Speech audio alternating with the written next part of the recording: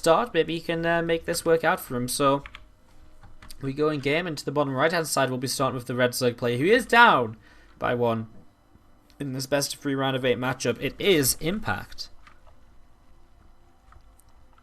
And to the top right hand side, the blue tone player from Dust Gaming. It is Bunny.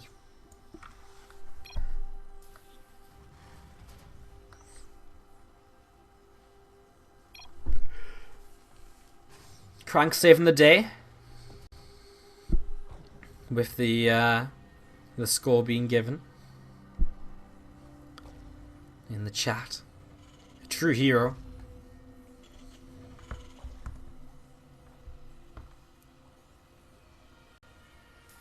Let's see what the builds are going to be. Obviously, Bunny last game opens with that 2-1-1.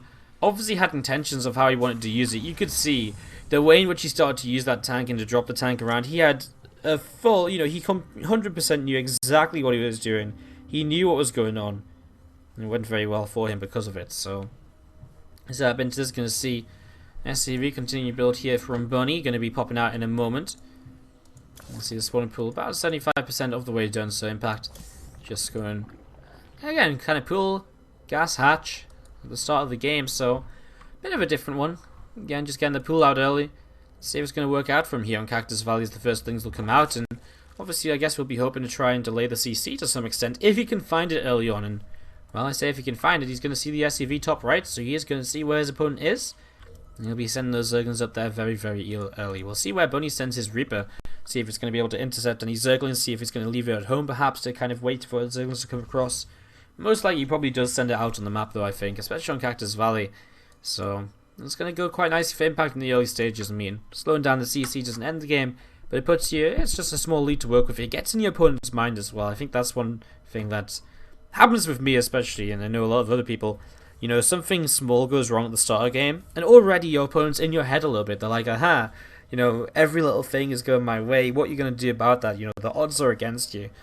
Obviously, these pro players maybe don't get affected by that as much, but it's still worth kind of keeping in mind that it's something which may go through their heads. As well, there is a Marine here actually built after the Reaper, which is a bit different. So he goes factory very quickly, then into the reactors. These two Zergs will try and get away. Reaper coming back to try and intercept though, and he has the speed on this Reaper to be able to catch them, so he's going to be able to get one. Does he see the other one? He did see it pull off to the right hand side, and so both Zerglings get shut down. That's nice, doesn't lose anything. The Marine takes a little bit of damage. It's a nice way for Bunny to set up to help be able to just make sure he's going to have enough to fight against this. The faster factory coming up, we are expecting a Hellion-based opening, and with the double gas down, a starport is a very likely follow-up too, which is what we're seeing. As the barracks moves away, but what are the options? Probably a Tech Lab and probably Cloak Banshee is the most common way to go about this.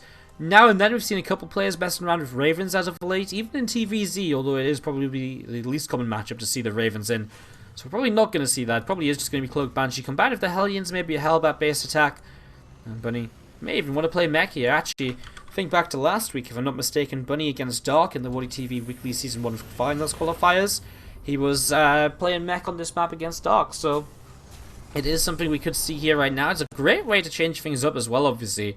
To come out of one game playing Bio and to play mech in the next, it just keeps your opponent on their on their toes, and whatever they feel as though they might have learnt in game number 1, they're not going to be able to apply. Like, oh wow, I found out your weakness when you're playing Bio.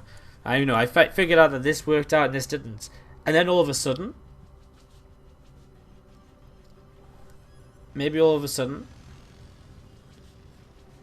it's mech, and in game 2 you're like, oh well, that doesn't, playing against mech doesn't mean that I've learned anything from game number 1.